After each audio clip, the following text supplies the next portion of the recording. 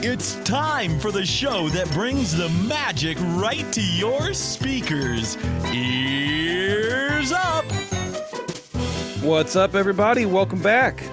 Another episode of Ears Up podcast, where we sit around and spoon feed you opinions. Basically, yeah. I was going to say like Disney and history and knowledge, but it's mostly just opinions. Yeah, and that's fine, man. You know, what are you going to do? We're going to get back to some history and stuff like that. I want to do a little more armchair imagineering. We want to get back to everything. It's been a crazy, few 6 months or whatever. But we're gonna be doing a lot of cool stuff, and tonight, as a matter of fact. So I've talked on this show several times in the last 8 months that I'm doing a piece, Pyramid the Eye of the Ears, right, on for Patreon only, and it's I can't wait. Yeah, it's kind of a deep dive. Conspiracy theory kind of thing. And there's a lot of conspiracies surrounding the Walt Disney Company and Walt, specifically. Like his cryogenic head? Yes, right. Something like that.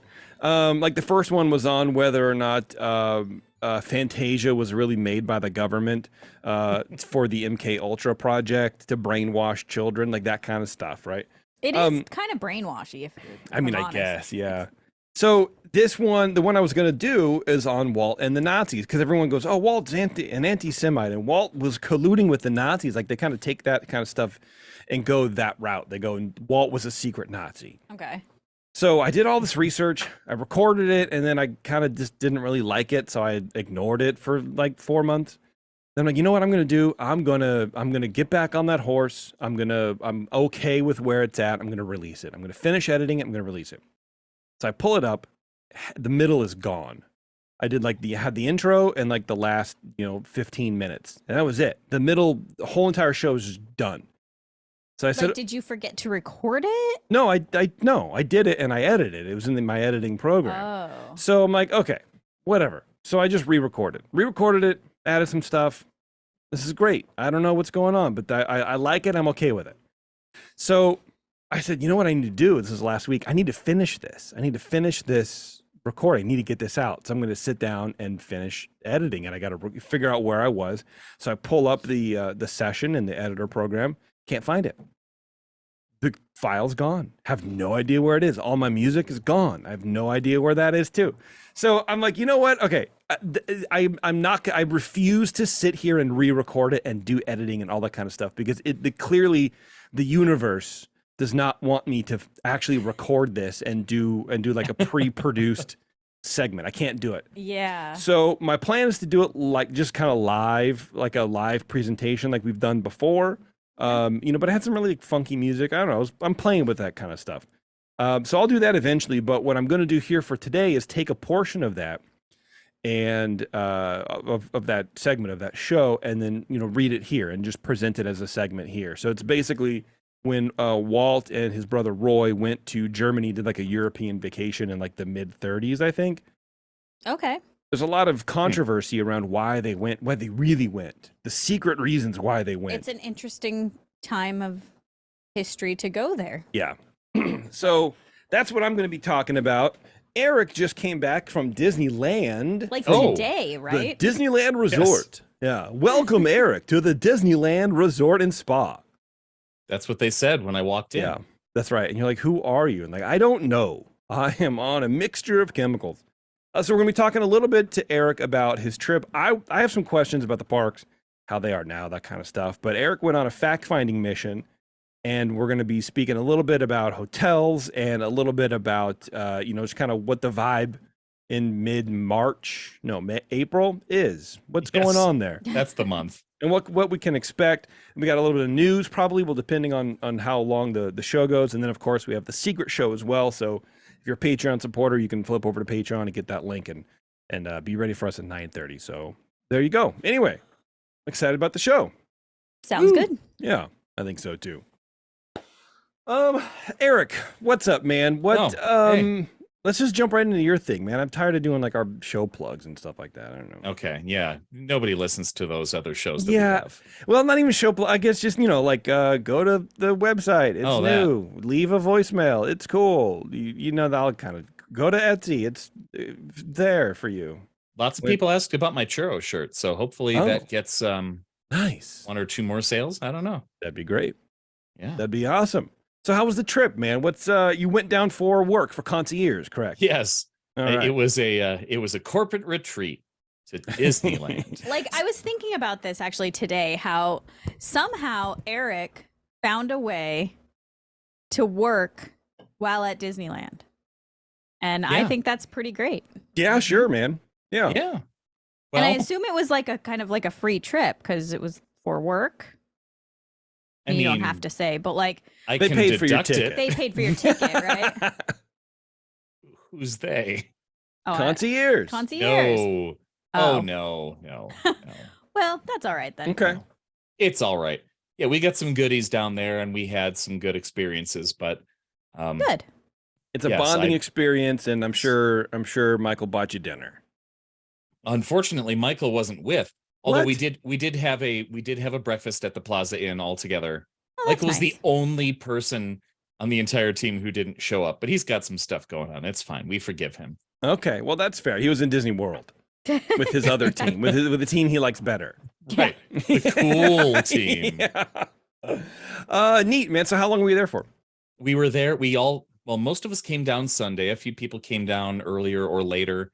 And our main experience was Monday and Tuesday. We went through Disneyland mostly on Monday and DCA on Tuesday. And a few people shot up to Universal on Wednesday. Got it. I ended up sitting that one out. I really regret not going, but Had you ever been to Universal?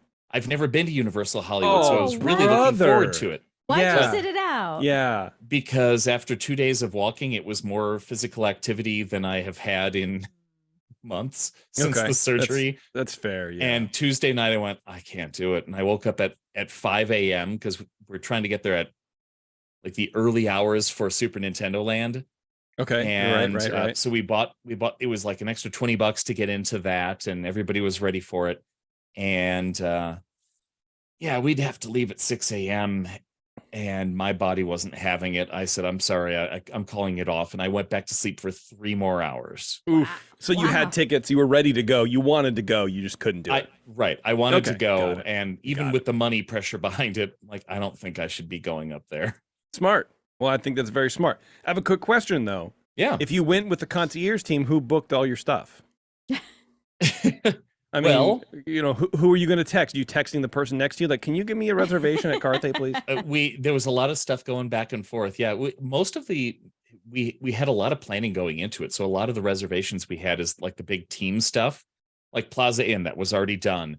We had dinner at Cafe Orleans that was ready.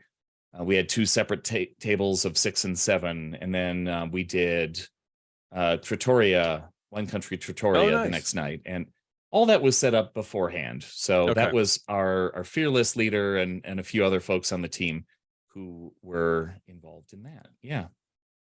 Sounds Fearless fun. leader, meaning our newer fearless leader, Lindsay. Okay. And yeah, Bryn, Michelle. We had a lot of people who were pulling a lot of weight for this trip. All right. That sounds cool, man. Yeah. That sounds great. So how were the parks? So my question to you is, we've talked on the show a few times, mainly Jeremy. He sort of goes on record saying that he thinks that the influx of people to the parks is, you know, like post lockdown, what did he call it? Like revenge travel or something like that? Oh, yeah. Revenge vacationing. Yeah. How do you think, I never really bought it. I'm just like, well, I mean, I guess sort of, but I don't think it's a conscious thing. People are just excited to get out, and then it's Disneyland, so whatever. But what do you think that the park levels are like? Because you've been a few times in the past couple years, right? Mm-hmm. Oh yeah. What about this time compared to last time? Tell me what the park levels are like. Is it wall to wall people still? Is it dying out a little bit? Is it a ghost town? Should we move in?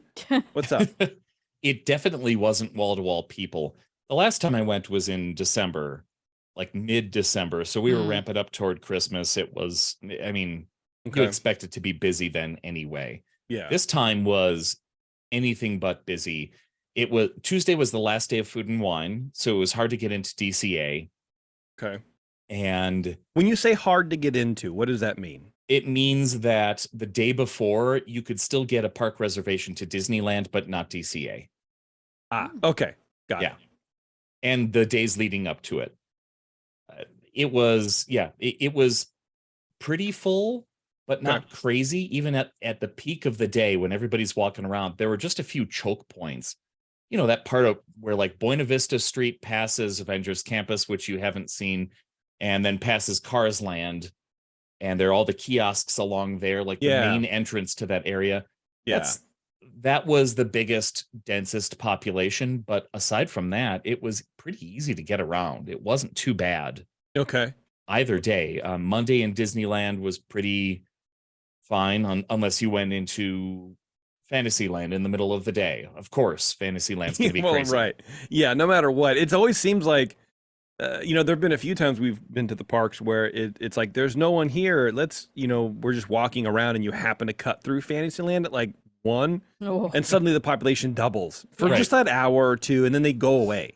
Yeah. It's very odd. I don't know where that comes from, man. Oh yeah, it was really manageable, and we got onto a lot of stuff. I mean, we all had park hoppers with Genie Plus, so you know we were all ready for that. And we weren't there for rides necessarily. We did a lot of other training and such, but the ride times didn't seem so bad, and we were able to get.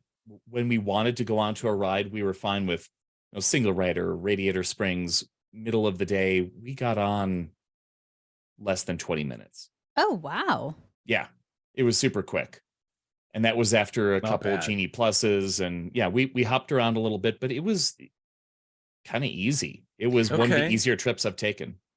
Like ever, because I'm curious about how it compares, I guess, to like pre-COVID, pre-lockdown, like when there were some days that were kind of, I don't know, did it feel more like that? I don't know that I started going to Disneyland in 2016. Oh, that's true. So it was already picking up by then. I mean, 2019, every time I went was nuts. Every day was nuts. Okay. Yeah. Yeah. Yeah, which makes sense. You know, Monday, sort of all that weekend stuff kind of spills over now until Monday. So, you know, we were lightly talking about maybe going to the parks for the first time this year, later in the winter, but doing like a Tuesday through Thursday kind of a thing. Because that's going to be, I feel like, the lightest amount of people in the parks. Is that like Friday, Saturday, Sunday, now Monday, you're dead, dude. You're dead in the water. Yeah. And your best day is Wednesday. Yeah. Wednesday was fantastic, and I hear that today was pretty good too, Thursday. Okay, very cool. So what else did you do? You did rides, you did all that kind of stuff, but you went on a fact-finding mission. What happened? We did a lot of tours of hotels, and so I'm going to go through a few of the Good Neighbor hotels, because we all know about the main 3 Disney hotels. Yeah. Quick recap. Grand Californian, still amazing, still big, still expensive. Disneyland Hotel, still pretty amazing. Missing one restaurant, Steakhouse 55, RIP. And is there building anything a new in there? Tower. There's nothing there right now. There's nothing there. They have a whole restaurant empty. Yeah, because you know all that equipment's still there. All the stoves and ovens and stuff like that. Goofy's Kitchen is still hopping right next door. Okay. Yeah. Okay. But they're building the new tower there, the new DVC tower, and that's probably part of it. I don't know. Which we're going to be talking about. I have artwork that was released, okay, like concept art. Cool. So we'll talk about that too. I don't know if it'll be on the secret show or not. We'll see. Okay. And then Paradise Pier / Pixar Pier / this hotel is just a box full of rooms without kitchens or pools. Okay. But there's a back entrance to DCA. No kitchens or pool. There's no pool. The pool's closed as well. You go to Disneyland or Grand Californian for their pool. Yikes. And, I mean, I guess how many pools do you really need access to, you know? But you want the one that's at your hotel. You want the one that's at your hotel. Yeah. Yeah, for sure. Yeah, I guess. Darn. Yeah. It's disappointing right now, but it is going through a lot of transition. There's a lot of construction going on. Yeah. The paint job on it is looking cool. Like it no longer is that weird, like, odd yellow with the little surf on the top. Yeah. It's now this kind of pale this pale blue that's so pale it's almost white. Mhm. That really does make it seem less obtrusive. Okay. It somebody said it looks like it's the Disneyland Hotel in the background, and I was down with it. It was pretty cool.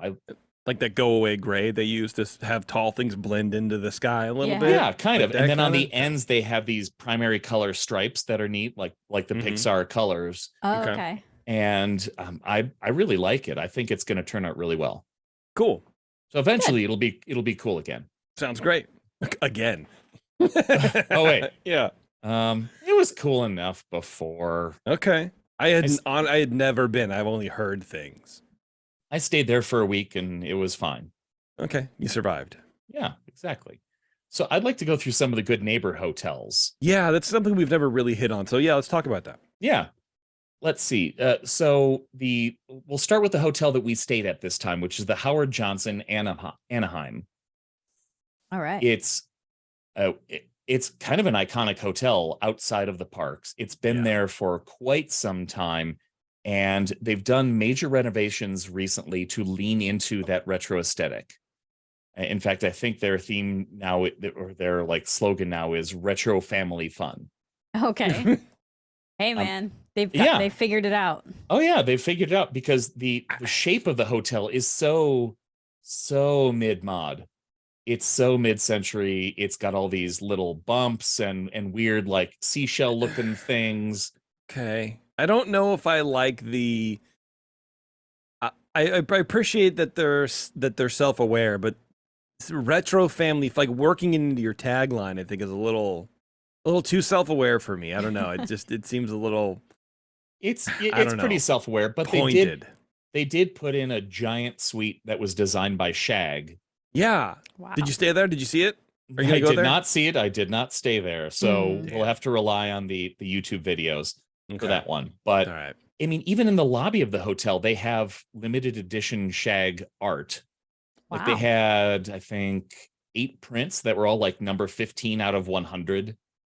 Okay. Really cool custom stuff. I suppose semi-custom. There were 100 of them. Well, yeah. I mean, yeah. In the rooms, they had interesting, like Mickey Mouse art that wasn't just a standard. Hey, it's Mickey. And then they had they had a print, another Shag print in there of. In my room, it was of the Columbia and people in sharp dress walking along the rivers of America. And yeah, I mean, it's not amazing. Nothing's gonna completely blow your socks off, but it was comfortable furniture. The colors were interesting and cool. The carpet was cool. They had interesting furniture in the room. I mean, they had, I stayed in a double queen that had a couch with a table and then these 2 little like stools, like not carpeted, plush stools that you could pull out from underneath the TV and put there. So you could have had multiple people over, and they had desk space. So it was Sounds good. Pretty big room. Everything was very clean, very nice. I hear some of the rooms haven't been renovated yet and they're not quite as nice. Okay. But it was a lot of fun, and it was affordable, and it's really, really close. I mean, It sounds like it. the park view rooms, you can see the Matterhorn. Right. You can Okay. see the monorail rolling by. Do me a favor, remind me what the good neighbor thing means. Oh yeah. Yeah. Good place to start, which I blew past. Good neighbor hotels are those hotels that are around the Disneyland area where Disney has partnered with them and adds them to a list if they meet certain criteria. Mhm. If they offer a similar level of cleanliness that meets Disney standards, if they offer amenities and services that meet Disney standards. That's kind of it. Like they want you to feel like you're not staying in, as our friend Dan Shaw would put it. I'm sorry, I shouldn't say Dan Shaw. Uh-oh. Now everyone's gonna know. Dan, our friend Dan would put it. Sorry, Dan. I'm not editing that out, Dan. He's not on any shows. He's just our friend. Right. A murder clown hotel. Jeez. It's more than just it's more than just we put a picture of Mickey on the wall. Like these places are clean, they're friendly, it's well kept, and it's close to the parks. And Disney has the right to come by and inspect them randomly, and they do. Jeez, and dude. if you don't pass, you're not on the list anymore. And if you are on the list, then Disney can list you along your hotel along with all these other Good Neighbor hotels on their main site. So you can book most of these rooms through the Good Neighbor program, and they're promoting through disneyland.disney.go.com that I love simple URLs. right. And I see, because I've always thought that you see Good Neighbor and you're like, I'm I'm overpaying for this. It's a designation. I'm overpaying for it. I'm not going to do it. But it sounds like it should be what you gravitate towards, because Disney's known for that level of cleanliness in their parks and their hotels, and I'm sure it's spilling over to the Good Neighbors. Right. Exactly. It's a level of service that you would hope to see around the area. And it's kind of that part of that pushback to say, we can't own everything around this resort, but we can tell people this one's better than that one. Okay. So, yeah. Right. And the Hojo is just down Harbor Boulevard, just a little ways north. Like I said, it's directly across from the Matterhorn. If you're on that side of the hotel, you can see it. Okay. And they've got suites, they got regular rooms. It's great. I had a great time there. Cool. Yeah. Just bopping around the hotel. Sir, are you staying here? No, I'm just really enjoying the aesthetic. Yeah. No, I like it here. Yeah. So that the retro cool suite, whatever, it's 1957 a stay, and it's a 2-night stay. Oh, a minimum 2-night stay. I don't even think it's minimum. Savings. I think it's only 2. I think you get 2 nights. Oh, 1950, like $1,900. Yeah. So like $1,000 a night. So it's like $1,000 a night. Yeah. Nothing is worth that. Well, nothing. Absolutely nothing. Well, I think there are things. There are hotels worth that. I don't think I would pay that. There are hotels worth $1,000 a night. Not in my some. book. Yeah. No. Like what? Name one. Aulani. That's worth $1,000 a night. Sweet. Sure. If I had that Room's kind of 12. money, I absolutely would spend $1,000 a night on a room. Yes, but I think that when you have that kind of money, the things don't have any worth anymore anyways. So I think in my mind, the question is moot. Like for us, $1,000 to sleep in a room that you're only going to be there for while you're sleeping, and then you're out doing something. And For Disneyland, I wouldn't spend that. But, like in a tropical paradise, I might save up for something like that because you spend more time in the room. At a tropical paradise, you're going to spend time in the room? Take naps.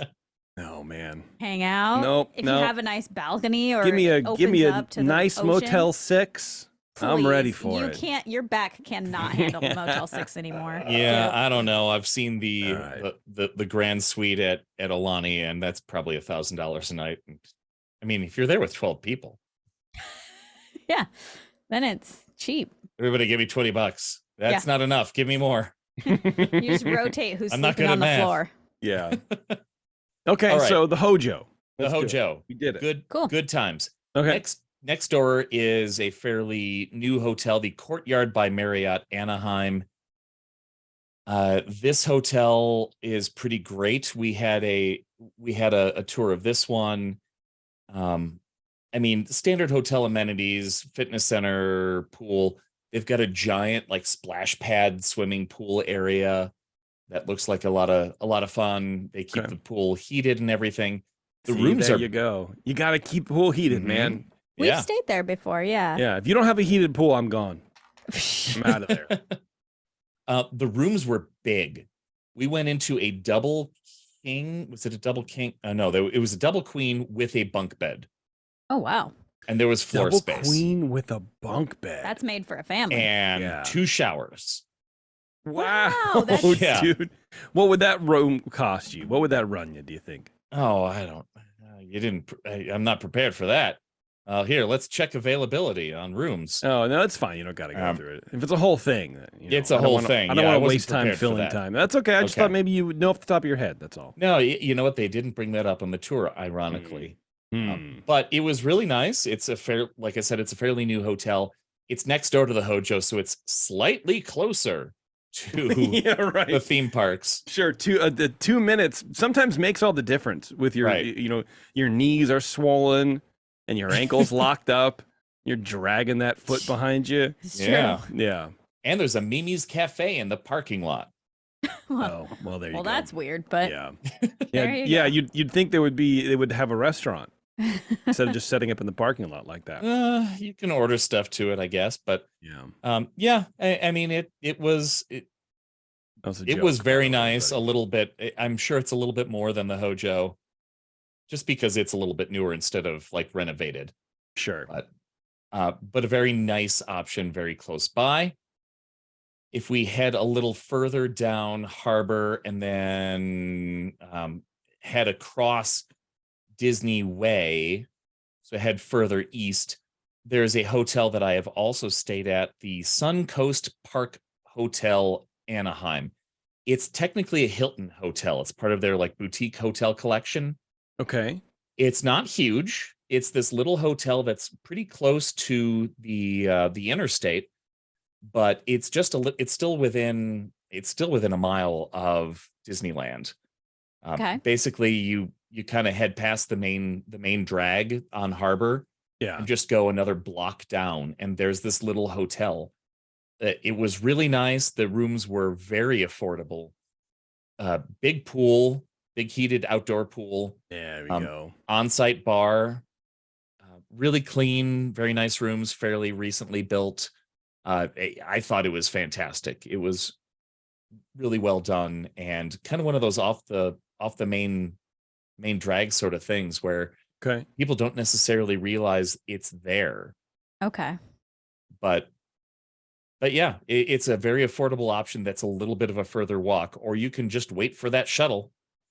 But that costs money, I think, right? Yeah. The shuttles. Doesn't it? It's like $2 or $7 or something like that. Let's see. Because we took one time from the Marriott down the way. Yeah, I know they used to be free and then they stopped being free, and we were like, oh, well, I guess we're just walking. Yeah, it depends on the location. Some of them do have a complimentary shuttle. Like we'll get to the Candy Cane Inn that has a complimentary shuttle still. They have their own service. Okay. But yeah, I'm not seeing a complimentary shuttle because I just walked. It's not that much further. That's fine. What a fun little option. Yeah, you guys didn't take a car. You had to walk this whole way. Man, I don't know about that. We had a few locals that drove cars. But who wants to drive from the Hojo completely to the opposite end of the resort and then take a tram after spending $30 on a parking space? That's true. That's true. All right, what else you got? Okay. There is also further down Harbor past the main entrance, past Disney Way, is the Anaheim Hotel, which is another classic hotel in the area that's been refurbished recently. Okay. This one is more of a motel, but it's old enough that they called that's before they really called them motels. It's a hotel. We had another tour of this location. The cool thing here, great little bar in the front area. It's another retro aesthetic sort of place, and it's kind of a clean new take on retro, so it's not really in your face, but you could tell the colors and some of the design aesthetic is there. Okay. Cool. They've got a pizza place next door that does breakfast, and after breakfast is done, they switch over to pizzas, and they have pizzas late. Ooh, that's always nice. Yeah. Yes. And they've got these rooms. If you're on one of the exterior rooms, they've got a massive patio. Ooh. Like the type of patio and deck that you would have on an apartment building. Oh. Okay, I see. Yeah. Okay. Like it extends like 12 feet out from the area. It goes across the entire room. Yeah, and that sounds fenced. Great. Yeah. It's great. There's seating, there's, a flagstone area, there's a little bit of greenery and plant life. Plant life everywhere in this hotel. It's great. and it's almost finished with its renovations. They've been working on it for a while. Big pool, giant pool. The tour guide said that the hotel manager said it was the largest pool in the Anaheim area. Wow. And it's a pretty big pool, and they do movies by the pool during the summer and everything. If you're staying on one of the interior rooms, you don't get a patio, but you do get a room large enough to hold 2 king-sized beds. Ooh. Wow. What's the name of this hotel again? The Anaheim Hotel. The Anaheim Hotel. Okay. Wow. Yes. It's been there since the 60s, clearly, and they've done a great job of renovating this. Wow. See, when I hear about old hotels renovating and still being cheap, it just makes me think of all the other hotels that are wildly overpriced. It sort of highlights the price increases, for the area. Yeah. I don't know.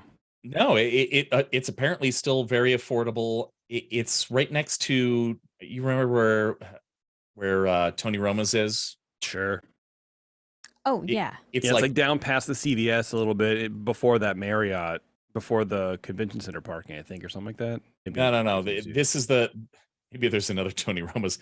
If you leave the Harbor Boulevard gates of Disneyland, yes. you take a right. Right.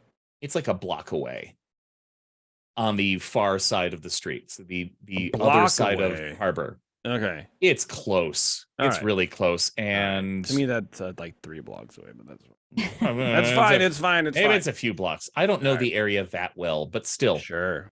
Really walkable, very close. Yeah. And yeah, nice. Cool. Okay. I love it. That sounds cool. Yeah. Heading further down Harbor, there is the Candy Cane Inn, which has been around for also quite a long time. At least 40 years, Taryn. At least that long. Probably. I hear that. I'm guessing there's a joke in there somewhere. I don't know. Yes, we revealed, I think it was maybe on a secret show. Maybe that's why nobody knows, but that's where Taryn's parents rented a room and created a Taryn in one of the rooms. Okay. And they have the receipt for the hotel. Yes. The room. And so they know the room number. Okay, I do remember that.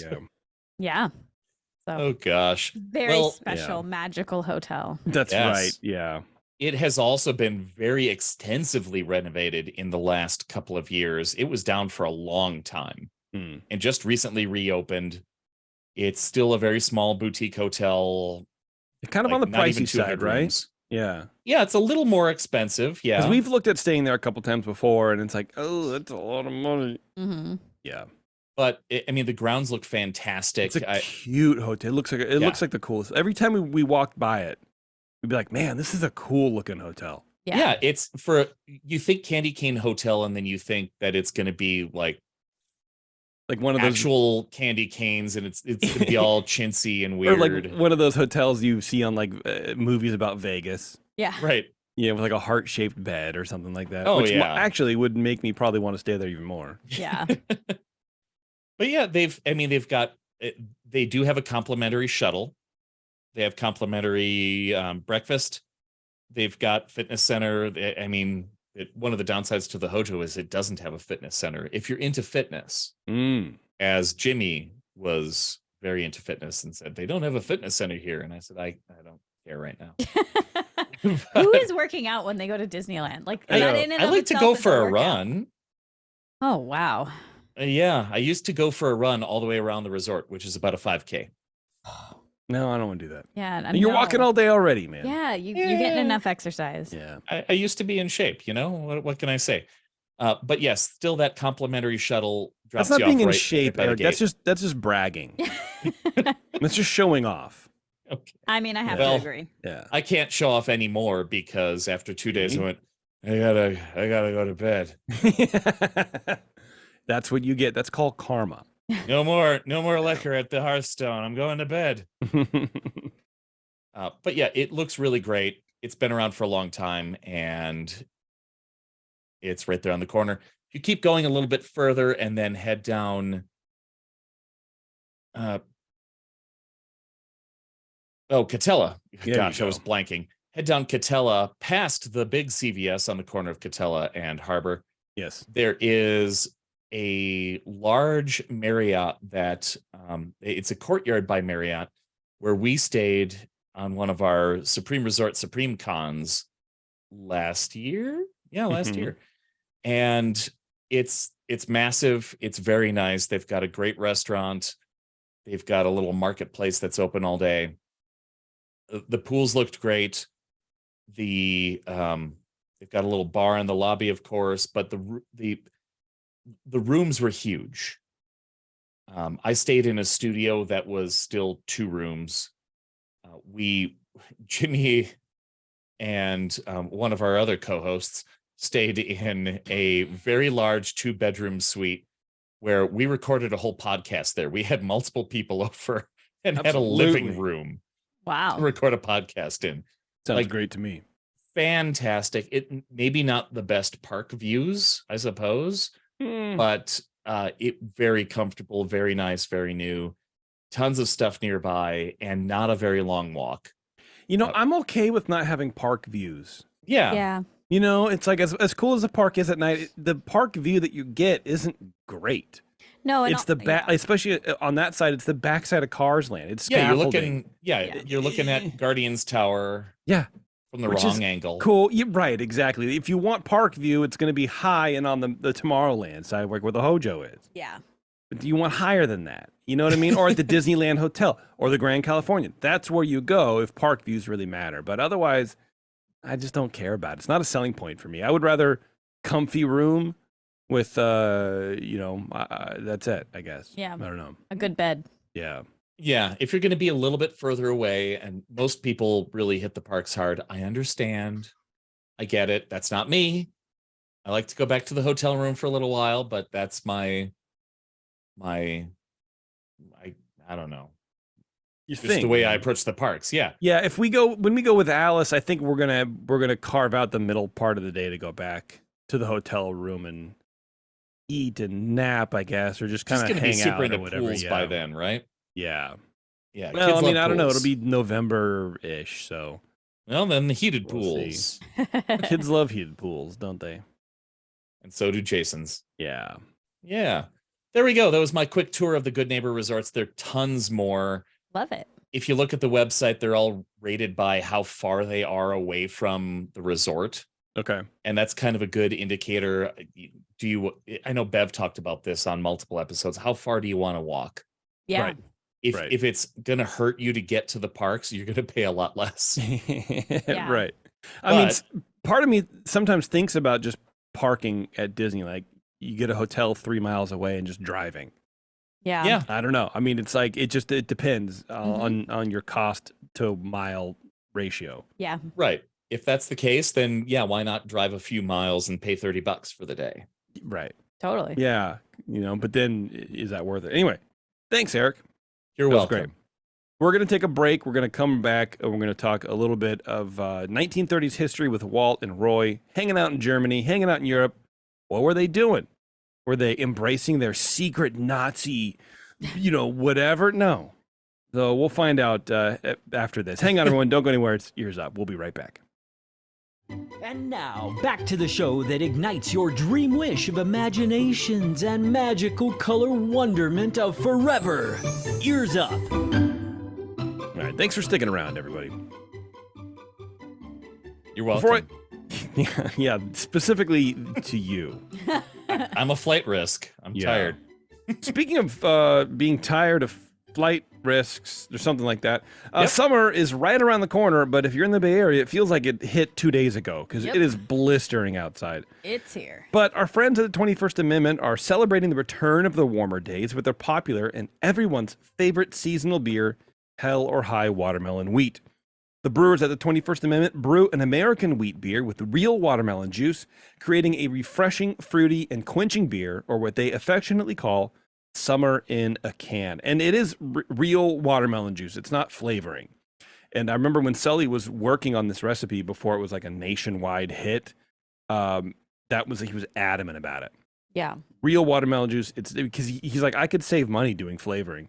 It's not the same. It is absolutely not the same. Watermelon flavor is gross. Yeah. It might as well be bubblegum flavor. Yeah, I think that was the problem. It tastes too too artificial. Yeah. But this is not that. Like you think of, nowadays you probably think of like, oh, watermelon seltzer or whatever. No, that's not it. It is very much watermelon juice. Yeah. Well, and that beer is actually what got my dad into home brewing. Because my dad really liked the watermelon wheat beer, and That's he cool. wanted to make it with fresh watermelon as well. And then that's why he started going to more beer and met you, Oh, nice. and why I eventually met you as also. Yeah, well, look, we can turn back time. Hell or High Watermelon Wheat will make any weekend barbecue or beach time activity that much better. When visiting the California Bay, be sure and stop in at the 21st Amendment's San Francisco Brew Pub at 563 2nd Street, just 2 blocks from where baseball is played. It's the Giants Park, by the way. And also be sure to visit their brewery tap room just across the bay in San Leandro with an outdoor beer garden. And if you go and you get watermelon wheat on tap, they put a little watermelon slice on the glass for you, like a like a lemon or a lime or whatever, but it's a watermelon slice. And it really does add to it. I love it. Yeah. All right, let's go on vacation with the Disneys. What do you think? I think I would like to do that. I Yeah. actually Or don't know. Disney's. So this is my Walt and the Nazis, Pyramid, the Eye, the Ears. The first part of this, I sort of spend setting up what Europe and what Hollywood was like in the 30s. Okay. We're just before World War II, a couple years here and there. And, even in the 20s, the film industry started to be very controlled by Hitler and the Nazi party and then the German government and all that kind of stuff.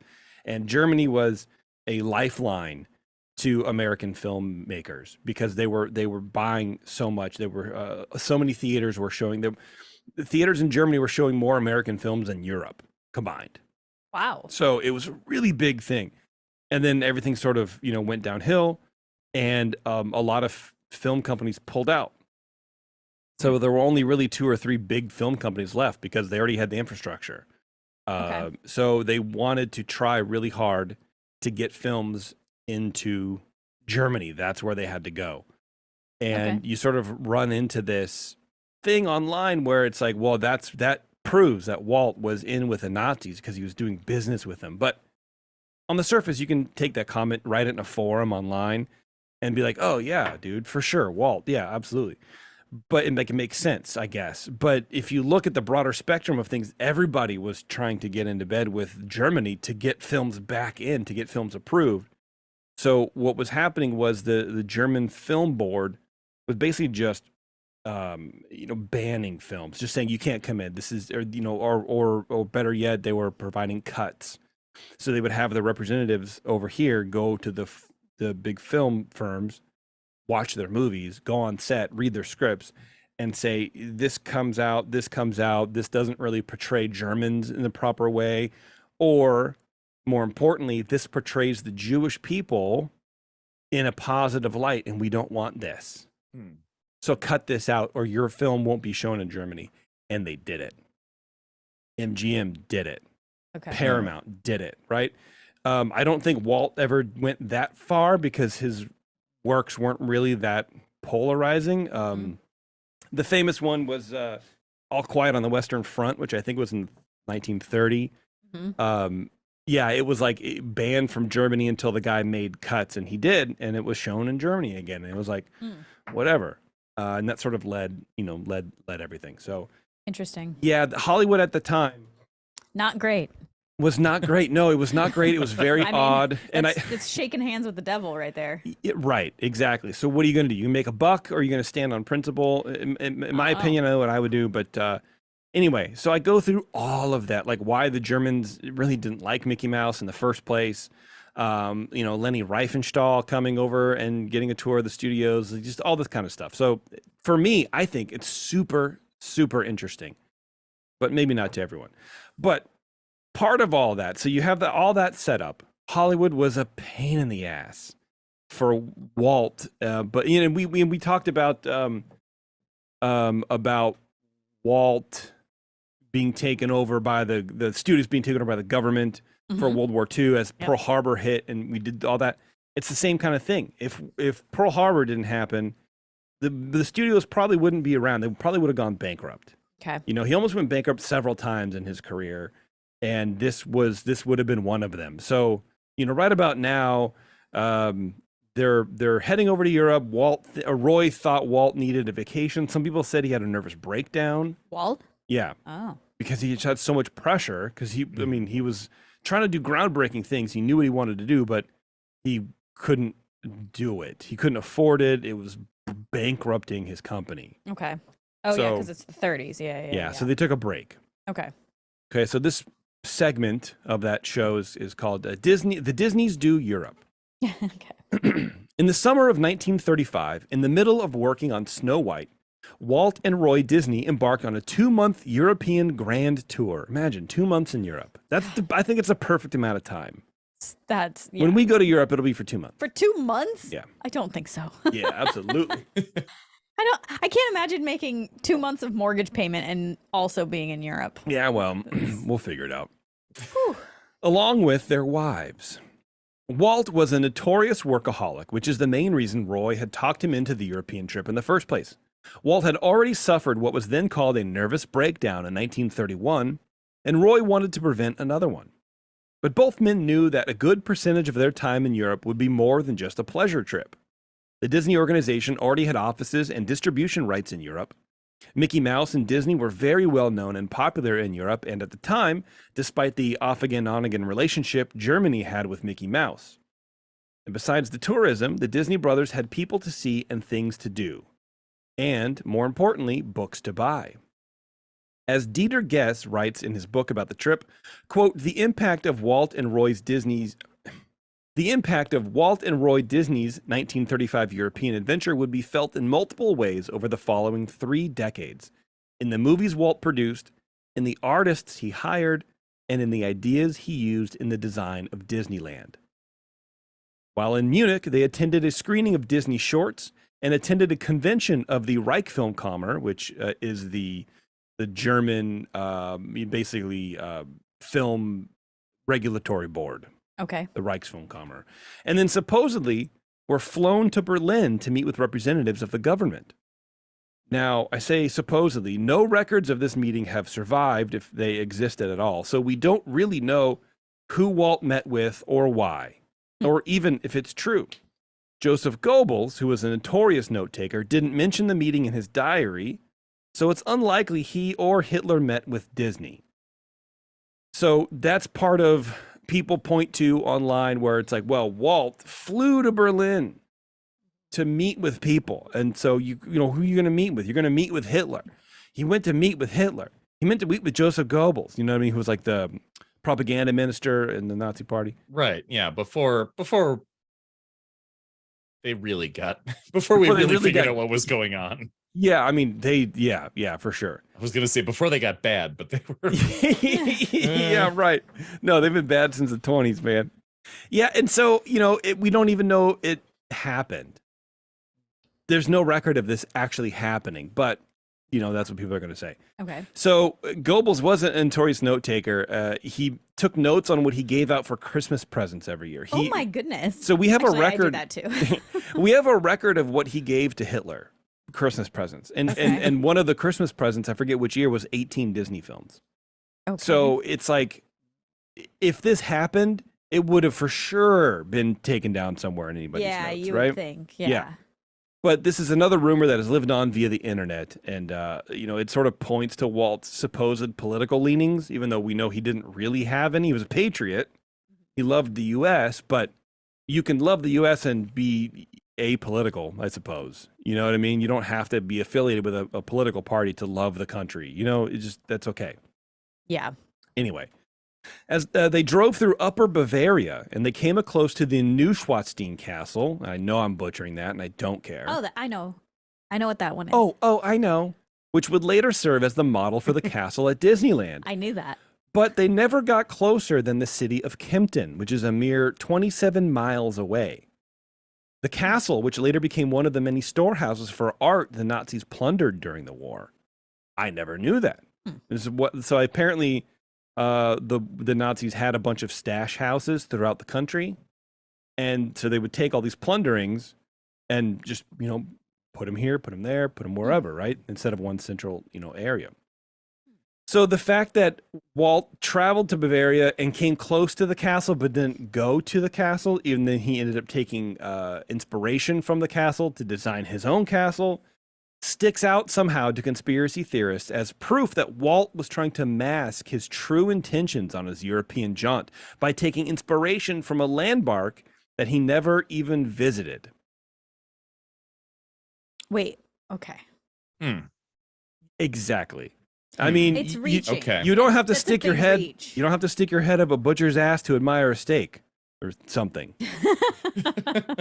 It's super reaching, but this is what the internet does. It makes you reach. You bake these crumbs, Yeah. and you get a thing, and it's like, oh well, of course he's in with a Nazi party. He took as inspiration for his vision, his pride and joy, right?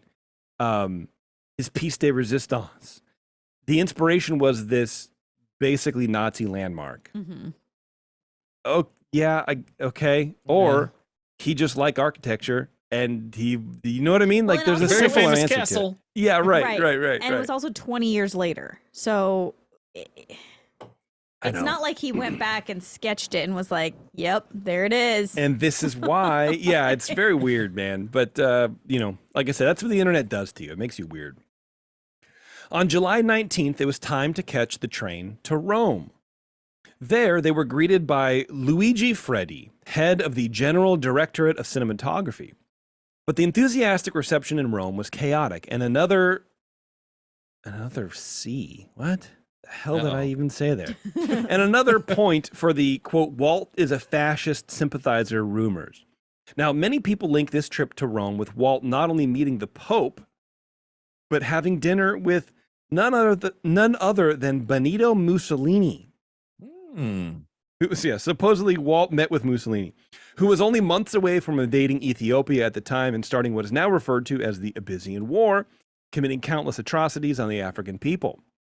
In Rome, they were treated well, but there was no meeting with the Pope and none with Mussolini. The Disneys did see St. Peter's Cathedral, and they did have lunch with Mussolini's wife, son, and 2 daughters at Via Torlini, but the Pope was not even in Rome at the time. And so people will link this with, they had dinner with Mussolini. He wasn't mentioned, but his family was there, so he must have been there. And then Mussolini and Hitler were part of the Axis of Evil or whatever. So this is another fork in the road. This is another proving point. But did Disney did he actually have dinner with the family of Mussolini? Yes. It's a little weird. It's a little weird. Yeah. And so every good conspiracy theory has a little factoid in it that is like, that is weird. And you kind of draw it out. Well, I mean, famous people come to town, and the family of the ruling in class, yeah. Right, say, Yeah. I want to have dinner with Walt Disney. Hook it up. Come on, husband. Yeah. And at the time, I think Walt's just trying to hustle anybody for a buck. And how do we know that he wasn't there? How do we know he was there?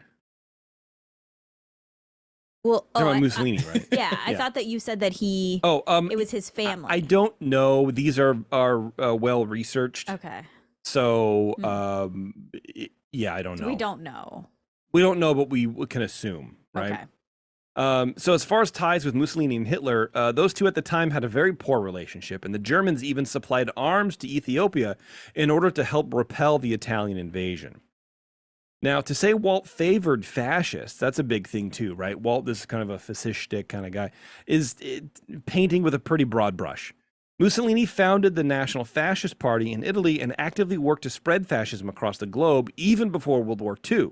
What the Disney family was doing, dining with anyone even related to Mussolini, is odd, but using a dinner as proof of anything other than digestion seems ill-willed. And that's all it is. But one could argue, if one was so inclined, that Walt had some fascist leanings. When Walt began working on Disney World, one of the more lofty dreams he had was that of the utopian concept called the Experimental Prototype Community of Tomorrow, or Epcot, which is not the theme park we know today, of course, with its hideous barges, which are no more. This is when I wrote this, huh? Wow, It's been a while. Long ago. Overexposed IP placement and large swaths of unshaded concrete. But it was to be a city of the future, not unlike the fascist model of government employed by Italy or Germany in the 30s. A place where slums would not be allowed to develop. It would include a prototype municipality, an airport, an industrial park. Walt's vision was to cultivate a community of the future designed to, it's a fast scroll, designed to stimulate American corporations to come up with new ideas for urban living. It was to be a place where unions would be prohibited, democracy non-existent, and Social Security merely a laughable notion. The concept is now gaining tangible influence in privately gated communities guarded by their own security forces. You're talking like an HOA or something, right? Walt Disney himself said about the project, quote, "There will be no landowners and therefore no voting control. People will rent houses instead of buying them and at modest rental prices. There will be no retirees. Everyone must be employed." So, okay, yeah, sure. But I wouldn't call Walt fascist by any means, fascist states. Yeah, go ahead. No, I was just musing, like, we'll get more into this late. We've talked about it before. We'll talk about it again. Yeah, for sure. Is his deep mistrust of anyone related to unions. Yes. Yeah. Organized labor, like bad. them. Yeah, absolutely. Most businesses feel that True. way. True. Yeah. He's not alone. No. Especially large businesses. Well, and Epcot, the original plan for Epcot is far closer to communism than it is to fascism. No, well, communism is like basically the workers own the method of production, and this is like you don't own anything, you just work, which I think is more fascist than not. You have no choice, you have no say in anything, you just work, and the corporation reaps the benefits. Interesting. That's not how I viewed it. So that's an interesting take. Yeah. Fascist states of the 1930s and 40s utilized this communal approach to nationalizing land, resources, and labor to benefit the nation state as well as the despots who controlled them rather than the citizens. Or they would benefit certain citizens over others. Now, these practices created an anti-democratic police state and societies in which the people were expected to labor diligently and give back to the state institution. Instead of using National Socialism, Disney wanted to utilize his prominent and unregulated role in bloated American capitalism to gain more power over land and people. That's what, people are saying, basically. I don't know. I think it's a little weird, but at least that's one way to interpret it, right? Now, you could draw parallels between Epcot and most form of government rule. It doesn't make Walt a fascist, right? I think that term is used a bit too often on the internet these days, especially, and it's more of a conversation stop than like a leveled accusation. I think it's more of something that people just say, Walt is a fascist, and that's kind of it, because those people don't want to talk about anything, right? Nothing about Walt seems fascistic. Controlling? Sure, yeah, right. But on the same level as Mussolini? Nah, I don't, come on now. Throughout their European trip, Walt was hard at work, diving into bookshops and looting the fairy tale mines of Europe. Walt brought back or shipped a total of 335 books that he had purchased during his vacation. Yeah. Of those, almost half were bought at bookstores in Germany. Many of the books bought elsewhere, and there's a total, 90 in France, 81 in England, 15 in Italy. Who kept track of this stuff? It's so I'm weird. sure he had his assistant, or everyone they're writing. All they got to do is write stuff. I know, but like, where do people find this? It's weird. Yeah, I don't know. Also had to do with German topics: fables, fairy tales, Wagnerian operas, and illustrations by noted European artists. All 335 books were archived by Helen Josephine de Force, whom Walt had hired as the very first Disney librarian in anticipation of his plan to use the European trip to fortify the Disney library. Wow. So he's like, I'm going to go on this trip. I'm going to buy all this junk. Helen, get in here. Figure this out while I ship you books. Yeah, exactly. Cool. Overall, the trip was lucrative for Disney. Besides all the copyright-free fairy tales, the Disney studios turned many German language novels into animated and live-action films. Bambi, Emil and the Detectives, The Parent Trap, The Shaggy Dog, and Swiss Family Robinson were all based on books by Austrian, Swiss, and German authors, most of whom received little or nothing for the rights. I mean, look, dude, they're copyright free. What are you going to do? Yeah, I suppose. Yeah. Hey, nobody owns this, but here's the last person to translate this. I'll give you a couple bucks. No, man. Yeah, no.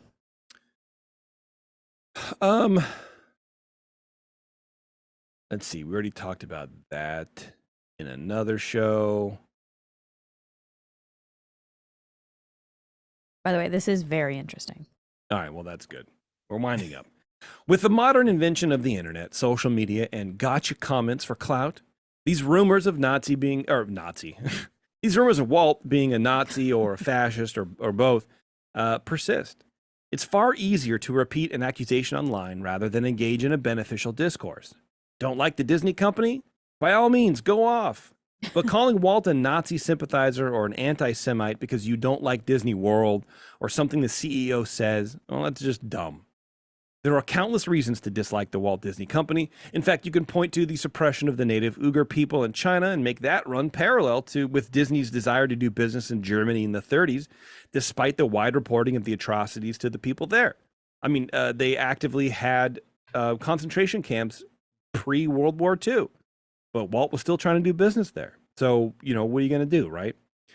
The parks corporations often have the power to change the world, but their desire to make money tends to outweigh the morality of its fan base. The parks are full, reservations are selling out, and times are good for the Disney company, despite what the stock says. As the biographer to Mark Davis, Amid Amidi, put it best when he said this, quote, "No respected Disney historian has ever uncovered evidence that Walt Disney was racist. And goodness knows we've digged in every corner. There is evidence that Walt uttered politically incorrect remarks in a less sensitive era and long before the concept of political correctness ever existed. However, after thousands of interviews with his employees and an immense paper trail, zero evidence has surfaced that he engaged in discriminatory acts against any individual based on race, ethnicity, color, religion, or sex. It's safe to say at this point that as a visionary futurist, Disney did not believe in running his company or behaving in a racist manner." That's the full quote. Disney's biographer, Neil Gabler, notes that, quote, "Though Walt himself, in my estimation, was not anti-Semitic, nevertheless, he willingly allied himself with people who were anti-Semitic, and that reputation stuck. He was never really able to expunge it throughout his life." Walt wasn't really naturally successful. I like to think he wasn't really a genius, but, I've been hated on for saying that, so maybe we'll just move on fast. He was a driven man. He failed numerous times, almost went bankrupt even more times than that, but it was on the backs of the people he hired that he succeeded. He knew how to foster talent, and that made him a great leader of people. But he was only just a human person and one driven for profits in a time when his business was, again, at risk of failure. I think it's hard to know who you're getting in bed with business-wise, and I think it's even harder to pull back and see the bigger picture even now. Walt was doing what he could to make his business succeed. Walt was short-sighted at best, doing business with the Germans, but he most definitely was not a Nazi sympathizer. That's sort of it. I think that's good, and it kind of, it sort of parallels in a way how Disney, well, how your best friend over there, former CEO. Oh yeah, Bob Chapek. I wonder what that guy's doing. I should give him a call. How him not making a statement almost made him in cahoots with DeSantis, right? Yes. And then they backtracked, which I think was a good thing, but it almost parallels that in the way that a business is still trying to do business. It's still trying to keep relationships going. And then sometimes you go, oh, that's not the person I want to do business with. Yeah, it's very much, they sort of stay out of politics. I mean, they donate to political parties and, everybody does. And, questionable, candidates, whatever. But they sort of maintain silence. And, I don't think Chapek should have gotten that the storm that he got by not saying anything. Of course he's not going to say anything. That's not his job. I don't want him to say anything. I want my CEOs to not say anything. I want the people made a lot of good news by doing just that. Right. Yeah. I want the will of the people to determine in that for this example, in that state. I want the people of Florida to be mad. I don't need the CEO of a company that I enjoy being mad about it. I really don't. I don't need it. No, you don't need it. I think, though, the people for the cause need stronger people to speak out for them because their voice doesn't get heard, kind of thing. Yeah, So potentially. But I guess my point is I was okay with him not saying anything because you run an entertainment company. Like, it's not, I don't know. That's just me. You know, maybe that's wrong. I don't know. But where was all this outrage when, I mean, it was here for a little bit and then went away when they shot the live action Mulan in China near these concentration camps that the Chinese government is putting like the native Muslim population and I think some Christians in there too. Where did that go? The thing with DeSantis is that he's a little worm, and so he's just trying to like score points. That's why this thing is drug out for so long. He's trying to score online points, or he's trying to, you know, whatever he's trying to do. But normally this would have blown over by now. But he's like refueling that fire. Of course. In my opinion, what Iger did was worse. Not saying anything. Let's go ahead and let's just shoot this movie. Let's make a bunch of money here. I don't know, man. I don't like it. The whole thing is weird. But that's the point. But that's the point. That companies are going to make weird moves and you're not going to understand them because you're not in the company. And, you know, human beings make weird moves sometimes. And also human beings make mistakes. And Agreed. So I don't know. I mean, was he a Nazi sympathizer? It doesn't sound like it. No, I don't think he was. I can't imagine it. No, I can't imagine it. But did he do business with Nazis? Probably at some point. Oh, absolutely factually. So yes. 100% factually. Does that make him a sympathizer? I don't know. I think that's more of a philosophical question. I know. And I think it's an important question to talk about, especially with Walt and his legacy. He was, for all of his you know, broad spectrum thinking, he was very short-sighted in how he did business. And I think that showed in how he dealt with his employees and then how he, you know, did business. It didn't, he was trying to go for profits, not the point of whatever the thing is. Right. And so I think he should have said that. When I talk about the Leni Riefenstahl tour, it's like, he should have said no, but he didn't. He was one of two people who gave this lady a tour. Everybody else was like, no. Yeah. But he did it still. I don't know why. Well, and so then if now you know that, so just philosophically, you know that about him, right? He gave this woman a tour, probably shouldn't have, but did. But you love Walt, right? Does that make you a sympathizer? You know, like it can snowball very quickly and easily, or we can go, whoopsie, made a mistake. Right. I don't think people should be judged wholesale based on a couple things. Was it stupid? Yes. Yeah. Should he not have done it? Of course. Is he a bad guy for doing it? No. Questionable judgment? Sure. Oh, yeah. But does that tarnish the things that he did? No. Like, do you look at that castle at Disneyland and be like, oh, that's based on that Nazi castle? Yeah, that's based on a castle that was invaded by the Nazis and hid Nazi gold or, Nazi artwork and gold and stuff that they pillaged from other people. No. Or do you just think about Kim Irvine? I try not to. I was going to do news, but we don't have time. No, we're good. Yeah, we're going to take a break and get the drink, come back to the Secret Show. So are you going, real quick though, are you going to do this whole thing, the whole story? I'm going to do the whole story. I will do it. I'll do it live.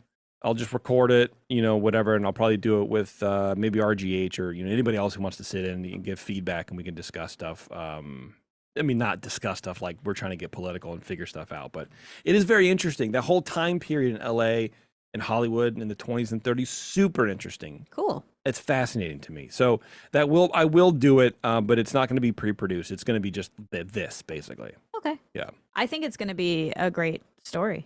Yeah. Okay, good. Well, that's good. Yeah. Let's see what else. I know there's probably something I should be talking about, but I don't really know what it is. Go to the website EarzUp-podcast.com. Leave us a voicemail if you want to. I should have this outro just done by AI so I don't screw it up all the time. Oh my God, that'd be funny. Go to our Patreon page, patreon.com/EarzUp. Become a Patreon supporter as little as $5 a month.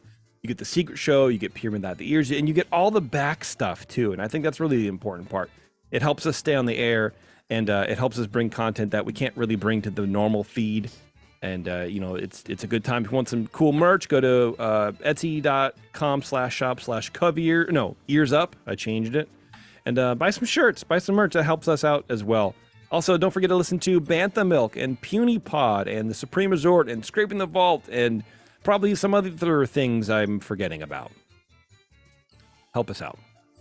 All right, subscribe on YouTube. Sub to us on YouTube, please. Yeah. I would love to get 1,000 people subbed on over our thing, whatever. That'd be nice. All right, everybody. Thanks a lot for tuning in. And until next time, we'll see you in the parks.